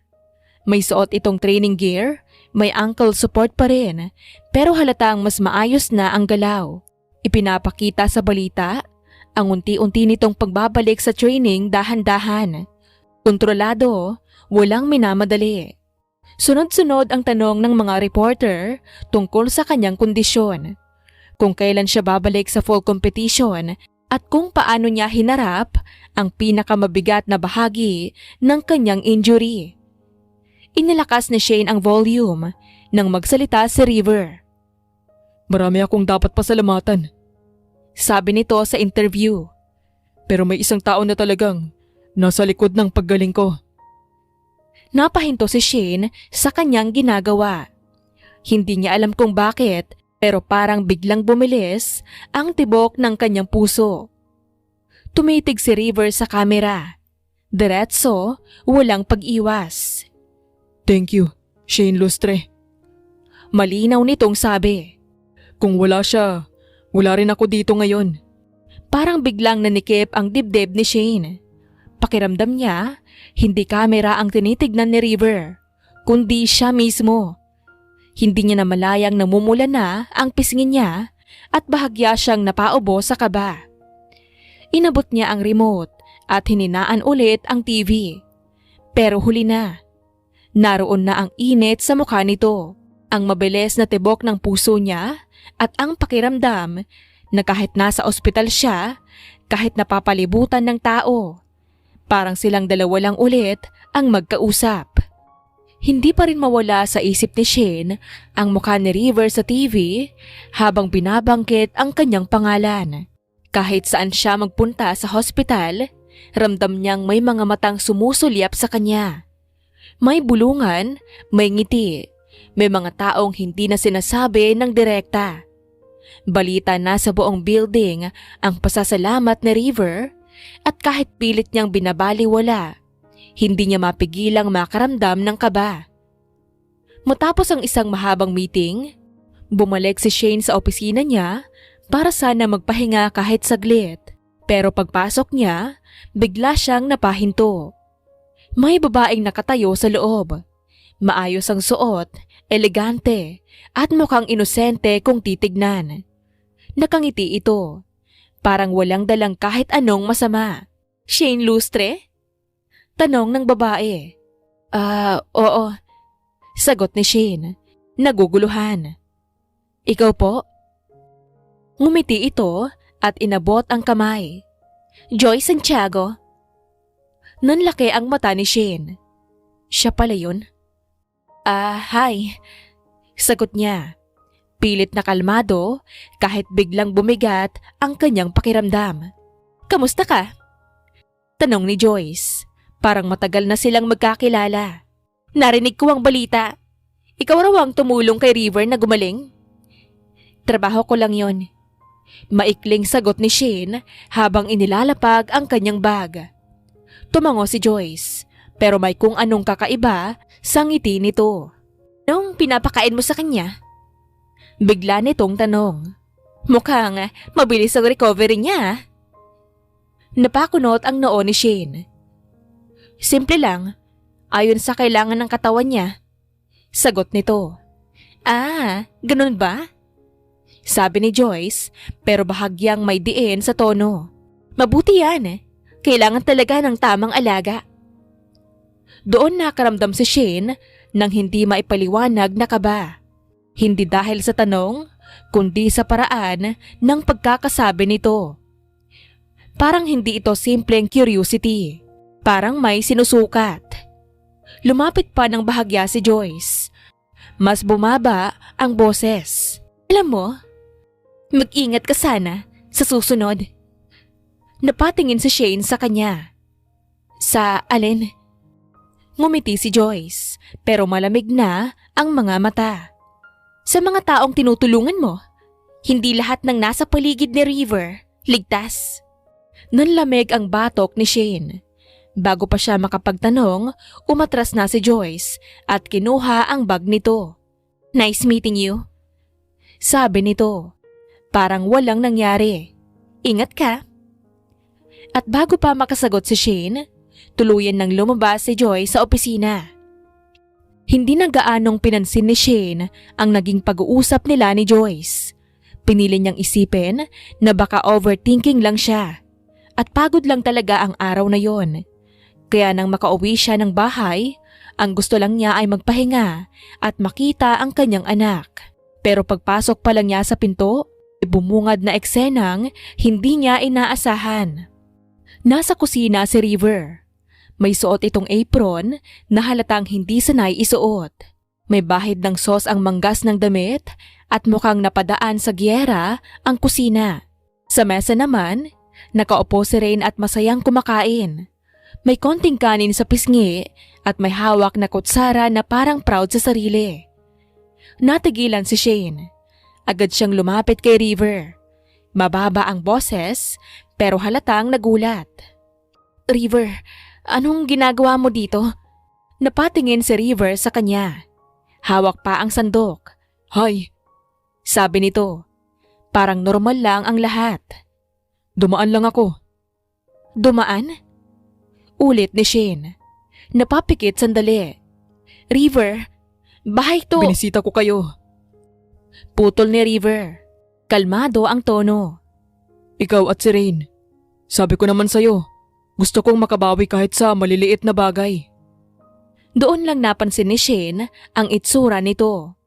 Ang gusot na apron, ang mansa sa damit, ang buhok na parang minadaling ayusin. Hindi niya alam kung bakit, pero biglang uminit ang kanyang muka. Hindi mo kailangang... Nagsimula na sana siya, pero naputol nang magsalita si Rain. Mama, Masiglang tawag ng bata. kumain ka na po. Si Papa River po ang nagluto. Napatingin si Shane sa anak niya, saka kay River. Mas namula ang pisngin niya. Papa River? Tanong niya. Hindi alam kung matatawa o maiilang. Napakunot sa batok si River. Ayaw niya akong tawaging sir. Papa na lang daw. Ngumiti si Rain. Parang ipinagmamalaki ang kanyang desisyon. Mas masarap po yung luto niya kaysa sa luto ni Mama. Hoy! Sabi ni Shane. Kunwaring nagagalit, pero halatang hindi. Grabe ka! Tumawa si Rain at muling nagsubo. Habang si River ay tumabi ng bahagya, parang nag-aabang ng kanyang reaksyon. Gumagawa si Rain ng assignment sa mesa nang lapitan ni Shane si River na nakatayo lang sa may gilid. Parang hindi alam kung saan lulugar. River, mahinang sabi ni Shane. Pwede ka nang magpahinga dito. Kung gusto mo, pwede mo ring tabihan si Rain mamaya sa pagtulog. Sandaling tumigil siya bago idagdag. Anak mo rin naman siya. Nagulat si River sa sinabi. Halata ang gulat sa mukha niya, pero kasunod noon ay may saya na hindi niya naitago. Parang may matagal na gustong marinig na ngayon lang binigkas. Talaga? Nung niya, halos hindi makapaniwala. Tumango si Shane. Oo. Agad namang sumang-ayon si River. Halatang masaya pero pilit pa rin kalmado. Nang matapos ni Ray ang assignment, nilapitan ito ni River. Rain, pahinga na tayo. Okay po. Sagot ng bata nang walang pag-aalinlangan. Naglaro pa sila sandali sa kama. Konting kwento, konting tawa, hanggang sa tuluyang makatulog si Rin sa tabi ni River. Hinila nito ang kumot at inayos ang unan ng bata. Parang matagal na niyang ginagawa iyon kahit ngayon lang niya naranasan. Paglabas ni River ng kwarto, nakita niya si Shane sa sala, bala sa virtual meeting. Tahimik lang siyang nanood mula sa malayo. Nang matapos ang meeting at maibaba ni Shane ang laptop, saka lang siya lumapit. Bigla siyang nayakap ni River mula sa likod. Nagulat si Shane. River, Namiss ko to. Yung mga panahong magkasama tayo. Kahit noong pilay pa ako. hindi ko mawala si Shane. Tahimik lang siya, nakikinig. Ngayon, Dagdag ni River. araw-araw na akong mag-iisip ng dahilan para makatakbo palayo sa mundo ko at makasama kayo. Huminga siya ng malalim. Ikaw at si Rain. Dahan-dahang bumitaw si River. Lang para magharap sila. Hindi na sila nagsalita. Ang mga mata nila ang nag-usap. Puno ng alaala, ng pagsisisi at ng damdaming matagal nilang tinago. Pagmulat ni Shane ng mga mata, unang pumasok sa isip niya ay ang init ng kama sa tabi nito. Pero wala na si River. Umupo siya agad at napatingin sa paligid.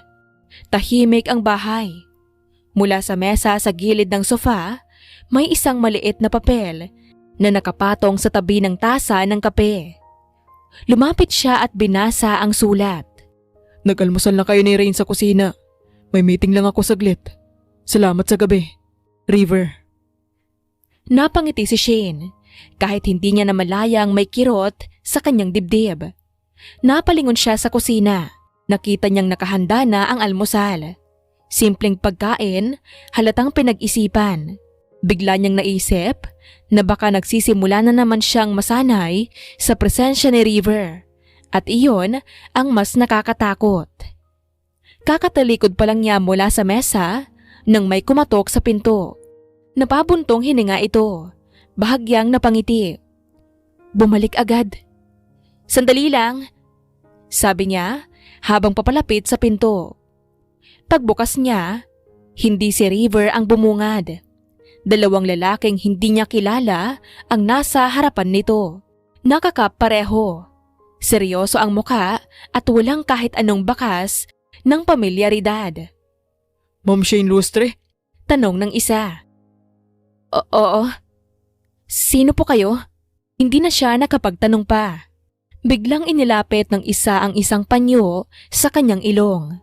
May matapang na amoy. Sinubukan niyang umatras pero mabilis ang mga kamay na humawak sa kanya. Sandali! Hindi na niya natapos ang salita. Nanlabo ang paningin niya, nanghina ang tuhod at bago pa siya tuluyang makasigaw, nahila na siya palabas ng bahay. Ilang segundo lang ang lumipas at nasa loob na siya ng sasakyan. Pilit na nilalabanan ang hilo pero mabilis na bumigay ang kanyang katawan. Masyadong mabilis ang lahat, masyadong tahimik ang paligid. At bago tuluyang pumikit ang mga mata niya, isang pangalan lang ang pumasok sa kanyang isip. Rain. Milim ang paligid ni Shane. Excited na umuwi si River ng araw na yon. Maaga niyang tinapos ang mga kailangan niyang gawin at diretso siyang sumakay ng sasakyan papunta sa bahay ni Shane. Habang nasa biyahe, hindi niya mapigilang mag-isip. Sa susunod, baka sa iisang bahay na sila uuwi. Naghihintay si Shane, naghihintay si Rain. May dahilan na siyang umuwi at sa unang pagkakataon, hindi iyon mabigat sa dibdib. May dala siyang bulaklak para kay Shane at isang laruan para kay Rain. Simpleng bagay, pero para sa kanya, simbolo iyon ng gusto niyang simulan. Hindi lang para sa kanila ni Shane, kundi para na rin sa kanilang anak. Papahinto na sana ang sasakyan sa tapat ng bahay nang mapansin niya ang kaguluhan. May mga pulis mobile sa paligid. May mga taong nagkukumpulan at may ilaw na kumikislap kahit maliwanag pa ang umaga. Biglang bumigat ang dibdib ni River. Stop! Utos niya sa driver. Agad siyang bumaba ng sasakyan. Hindi na iniisip ang dala niyang bulaklak at laruan. Lumapit siya sa mga pulis. Pilit pinipigilan ang kaba. Kamag-anak ako ng pamilya. Diretso niyang sabi. Anong nangyari? Pinapasok siya ng isa sa mga pulis. At doon niya nakita si Rain. Iyak ng iyak, hawak ng mahigpit ang kamay ng yaya nitong si Esther. Pagkakita pa lang sa kanya, kumawala si Rain at tumakbo palapit. Kuya River! Hikbi ng bata, sabay yakap sa kanya. Wala po si Mama. Hindi na po siya bumalik. Nanlamig ang katawan ni River. Muhod siya at mahigpit na niyakap si Rain. Anong ibig mong sabihin wala si Mama? Tanong niya. Pilit pinapatatag ang boses. Kanina po, umaga. Hinihintay ko po siya. Lumapit si Esther. Nanginginig pa rin ang boses. Sir River! Sabi nito. May kumuha po kay Ma'am Shane kaninang umaga. Pagdating ko po, bukas ang pinto. Tapos may nagsabi pong may dalawang lalaki raw na kasama siya. Hanggang ngayon po, wala pa ring balita kung nasaan siya. Parang may tumusok sa loob ng dibdib ni River. Bumigat ang panga niya. Nanigas ang katawan niya sa galit at takot na sabay na umakyat sa kanya. Wah! Ulit niya. Mababa ang boses. May nakakita? Opo. Sagot ng isang pulis. Pero mabilis ang pangyayari. Mukhang planado. Hindi na nagsalita si River. Tumayo siya, hawak pa rin si Rain sa isang kamay. Saka kinuha ang kanyang phone. Hanapin niyo siya. Utos niya sa personal guard niya sa kabilang linya. Gamitin niyo lahat ng koneksyon natin. CCTV, sasakyan, tao, lahat. Ngayon na. Hindi siya sumigaw pero ramdam ang bigat sa kanyang boses. Buhay siya. Dagdag nito. At iuuwi ko siya. Pagbaba ng phone, yumuko siya at hinarap si Rain. Pangako, hahanapin ko si Mama, okay? Nagising si Shane na masakit ang ulo at mabigat ang katawan. Nang subukan niyang igalaw ang kamay niya, sa kanya lang napansin na nakatali ang mga pulso at paa nito. Mahigpit. Maingat ang pagkakatali. Halatang pinag-isipan. Nanlabo sandali ang paningin niya bago tuluyang luminaw ang paligid. Isang bahay na hindi niya kilala. Tahimik at malamig ang pakiramdam. At doon niya nakita si Joyce. Nakatayo ito sa harap niya, nakaayos ang damit, kalmado ang muka, parang wala lang ang lahat. Sa likod nito, may dalawang lalaking nakatayo. Parehong matigas ang tindig at walang emosyon. Joyce! Paos na tawag ni Shane. Pilit bumangon. Anong ginagawa mo? Sumigaw siya. Paulit-ulit, humihingi ng tulong kahit hindi niya alam kung nasaan siya. Help! May tao ba? Tumawa si Joyce. Mahinang tawa na mas lalong nagpalamig sa dugo ni Shane. Kahit sumigaw ka pang buong araw, walang makakarinig sa'yo dito. Napuno ng galit si Shane. Baliw ka! Pakawalan mo ako! Lumapit si Joyce. Tumigil ilang hakbang sa harap nito.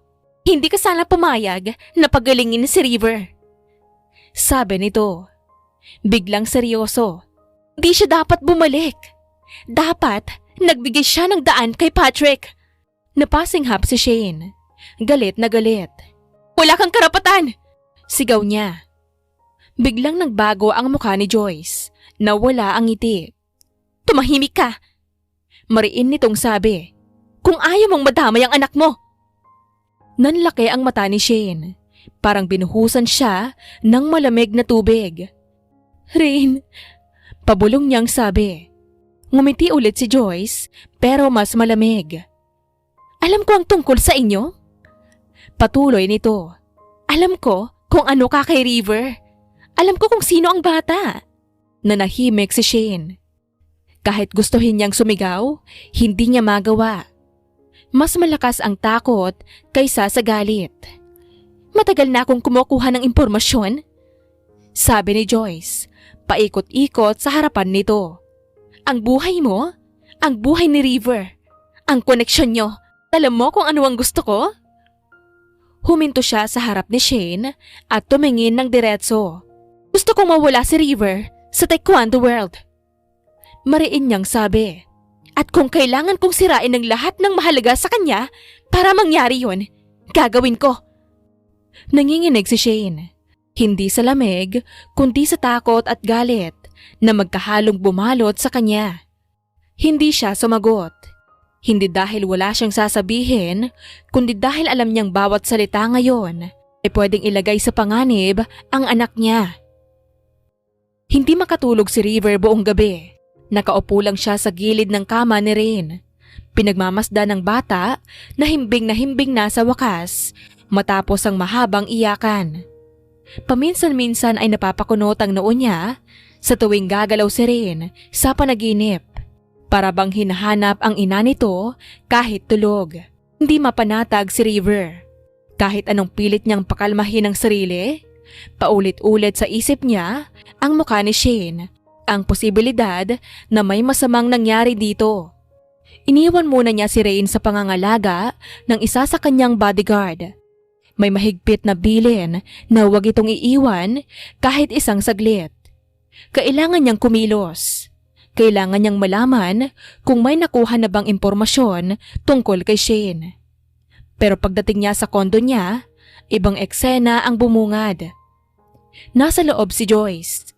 Nakatayo ito sa sala. Parang walang pakialam sa galit na alam niyang haharapin nito.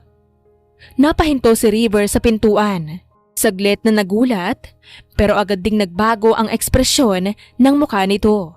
Wala siyang oras para sa mga taong nagtraidor sa kanya. Anong ginagawa mo dito? Malamig niyang tanong. Umalis ka. Ngumiti si Joyce. Parang wala lang ang sinabi nito. Kung aalis ako, baka hindi mo na makita si Shane. Nanigas si River. Anong sinabi mo? Mariin niyang tanong. mabilis na lumapit. Simple lang, mag-retire ka agad sa taekwondo. Kapag ginawa mo yun, baka makita mo pa siyang buhay. Biglang sumiklab ang galit ni River. Walang babala. Sinunggaban niya si Joyce at sinakal ito. Idiniin sa pader. Nasaan si Shane? Anong ginawa mo sa kanya? Tumawa si Joyce kahit hirap huminga. Parang aliw na aliw. Kung papatayin mo ako ngayon, siguradong hindi mo na makikitang buhay ang mag-ina mo. Nabigla si River sa sinabi. Bumigat ang dibdib niya pero hindi niya binitawan si Joyce. Masaya ako? Masaya akong nakilala kita. Kahit ginamit lang kita para makuha ang gusto ko. Binitawan siya ni River. Pero hindi dahil sa awa, kundi dahil sa bigat ng narinig. Gamit kita. Ulit ni Joyce. At gagawa ko ng paraan para mangibabaw si Patrick. Siya ang dapat nasa taas, hindi ikaw. Napapikit si River. Pilit pinipigilan ang sarili. Gusto mong makita si Shane? Sabi ni Joyce, mas mababa na ang boses. Mas seryoso. Sumama ka sa akin. Tahimik lang. Walang pulis, walang bodyguard, walang drama. Lumapit ito ng kaunti. Tinignan siya ng diretso. Sang pagkakamali mo lang, wala na silang dalawa. Nanginig si River. Hindi sa takot para sa sarili nito, kundi sa takot na baka mawalan siya ng pagkakataong mailigtas si Shane. Pumasok sa isip niya ang mukha ni Rin. Ang iyak nito, ang pangakong hindi niya na muling iiwan ang kanyang pamilya. Okay, Mababang sagot ni River. sasama ako. Tahimik ang biyahe habang nasa sasakyan si River kasama si Joyce. Hindi niya alam kung saan sila pupunta at hindi rin siya nagtanong. Habang nakatingin siya sa bintana, bumalik sa isip niya kung bakit niya piniling maging fiancé si Joyce noon. Hindi iyon dahil sa pagmamahal, kundi dahil sa kapangyarihan. Kailangan niya ng koneksyon, ng impluwensya sa mundo ng sports na matagal nang kontrolado ng sindikato. At si Joyce ang naging puntahan niya sa lahat ng yon. Matagal na ring kabilang si Joyce sa sindikato. At noon, inakala ni River na iyon ang paraan para maprotektahan ang sarili at ang mga taong mahal nito. Ngayon, alam niyang oras na para gamitin ang impormasyong yon. Huminto ang sasakyan sa harap ng isang pribadong bahay sa liblib na lugar. Tahimik ang paligid, parang walang tao. Pagpasok nila sa loob, agad bumigat ang dibdib ni River. Nakita niya si Shane. Nakatali pa rin ito, halatang pagod at takot. Lalapit sana siya, pero biglang humarang si Joyce at sumenyas sa mga tauhan nito. "Huwag kang gagalaw!" Malamig nitong sabi. Nagising si Shane sa ingay. Pagmulat ng mga mata niya at makita si River, agad siyang napahikbi. "River!" Umiiyak niyang tawag. Bago pa makalapit si River, sinalubong na siya ng suntok. Sunod-sunod, walang depensa. Tinamaan siya sa tiyan, sa muka, sa tagiliran. Napalahod siya pero pinilit bumangon kahit ramdam niyang tumitindi ang sakit. "Harap niya!" Utos ni Joyce, para mas masakit. Walang magawa si Shane kundi umiyak at sumigaw. "Tumigil kayo! Tama na!" Tumayo si Joy sa harap ni River. Malamig ang tingin. "Pumili ka," sabi nito. "Ikaw o siya?" Hindi nag-isip si River. Kahit duguan, diretso siyang tumingin kay Joyce. Sa akin, Sagot niya. ako lang ang saktan niyo. Huwag siya. Nanginginig ang boses ni Shane. "River, hindi!" Biglang may kumilo sa gilid. Hindi napansin ng mga tauhan ni Joyce na unti-unti nang lumuwag ang tali ni Shane. Nang makita niyang may pagkakataon, pilit siyang tumayo at humarang sa likod ni River. Isang malakas na hampas ang tumama sa likod ni Shane. Shane! Sigaw ni River. Mabilis ang mga pangyayari. Bago pa makalapit si River, biglang may sunod-sunod na putok ng baril. Nagkagulo ang lahat. Napasigaw ang mga tauhan ni Joyce. Nagtakbuhan, nagsitago. Agad hinila ni River si Shane at niyakap ito ng mahigpit. Itinulak sa isang sulok ng bahay para makaiwas sa putukan. Wala nang malay si Shane sa kanyang bisig. Habang pinoprotektahan niya ang katawan nito, malinaw sa isip ni River ang lahat. Alam niya ito. Inaasahan niya ito.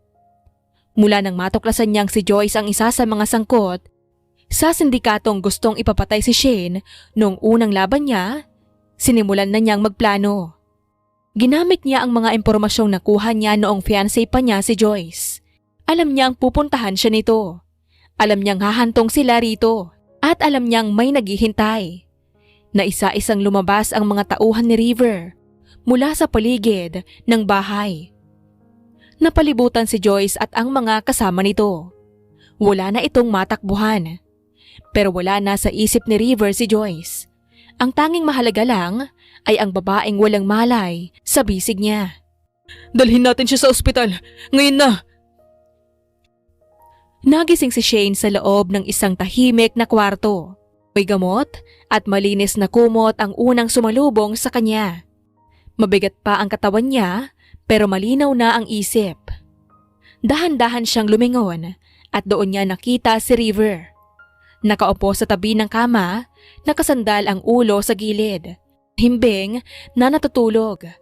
Halata sa mugto ng mga mata at sa gusot na itsura nito na magdamag itong nagbantay. Bahagya niyang igalaw ang kamay niya at sa simpleng galaw na iyon, agad nagising si River. Shane. Paus nitong sabi, parang takot na takot. Gising ka na. Tinangka nitong tumayo. Tatawagin ko yung doktor. Agad hinawakan ni Shane ang kamay niya, mahina pero mariin. Huwag, sabi niya. Sandali lang, dito ka muna. Hindi na nakapagsalita pa si River. Bigla na lang bumagsak ang mga luha nito, tahimik sa una, tapos tuloy-tuloy. Yumako ito. Hawak ang kamay ni Shane na parang iyon na lang ang humahawak sa kanya sa realidad. Kasalanan ko to. Umiiyak nitong sabi. Kung hindi dahil sa akin, kung hindi kita dinamay. Umiling si Shane kahit mahina pa ang katawan nito. Walang may kasalanan. Sabi niya. Ang importante, ligtas na ako. Tumingin si River sa kanya. Puno ng awa at takot ang mga mata. Ligtas na rin si Rain. Agad nitong sabi. Nasa safe place siya. Bukas, dadalhin ko siya dito. Magkikita na kayo. Bahagyang ngumiti si Shane. Kahit may kirot pa ang katawan niya, inangat niya ang kamay at dahan-dahang pinunasan ang luha sa pisngi ni River gamit ang hinlalaki niya. Thank you. Mahina niyang sabi. Sa pagprotekta sa amin. Pumikit sandali si River. Saka yumuko at hinalikan ang noo ni Shane. Maingat, parang takot na baka masaktan ito. Hinding-hindi na tumaulit. Sabi niya, may bigat at pangako sa bawat salita. Nasa ligtas na kayo ni Rain. Sa poder ko. Hindi ko na kayo pababayaan. Nanatili si Shane na nakatingin sa kanya. Himik pero panatag. Sa unang pagkakataon, matapos lahat ng nangyari, hindi na siya natakot pumikit. Dahil alam niyang paggising niya, nandoon pa rin si River. Ilang buwan ang lumipas, bago tuluyang gumaling si Shane, unti-unting bumalik ang normal na takbo ng buhay nila. Mas tahimik, mas sigurado, at mas malinaw kung saan sila patungo. Sa panahong iyon, isang malaking balita ang yumanig sa mundo ng sports. Nag-announce si River sa publiko. Sa isang press conference na sinubaybayan ng buong bansa, malinaw at diretso niyang sinabi ang kanyang desisyon. Hindi na siya babalik bilang competitive athlete. Sa halip, magpo-focus siya sa pamilya at sa negosyo nito.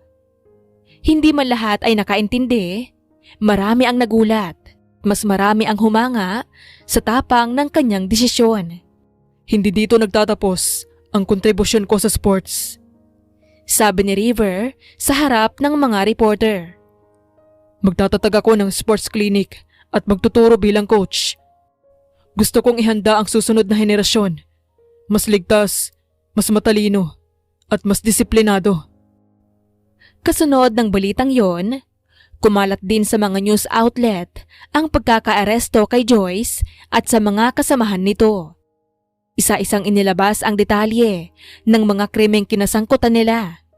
Kidnapping, illegal operations, at koneksyon sa sindikato.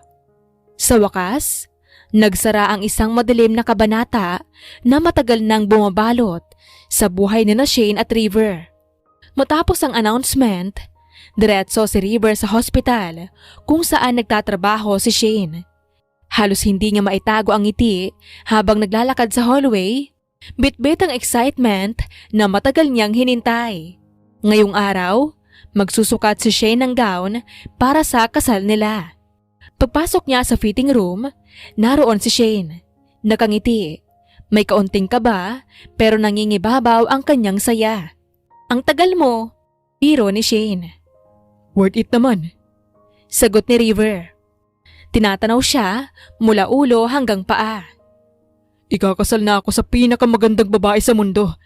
Napailing si Shane. Namula ang pisngi. Hoy ka! Hindi. Sagot ni River. Katotohanan. Isang buwan na ang nakalipas mula nang mag-propose si River. Simple lang, walang kamera, walang engrandeng handaan. Isang tanong lang na puno ng pangako at isang oo na sigurado. Alam na rin ni Rain ang totoo. Alam na niya na si River ang ama niya. Hindi naging madali ang pag-uusap pero naging totoo. At sa halip na takot o galit, yakap at ngiti ang naging sagot ng bata. Papa! Minsang tawag ni Rain na parang natural lang na matagal na niyang alam. At sa bawat tawag na iyon, mas naging malinaw kay River na tama ang lahat ng kanyang pinili. Ang pagbitaw sa titulo, ang pagharap sa katotohanan at ang paninindigan para sa pamilyang minsan niyang muntik nang mawala. Habang pinagmamasdan niya si Shane na nagsusukat ng gown, isang bagay lang ang sigurado. Naghihintay na sa kanila ang simbahan. Wakas.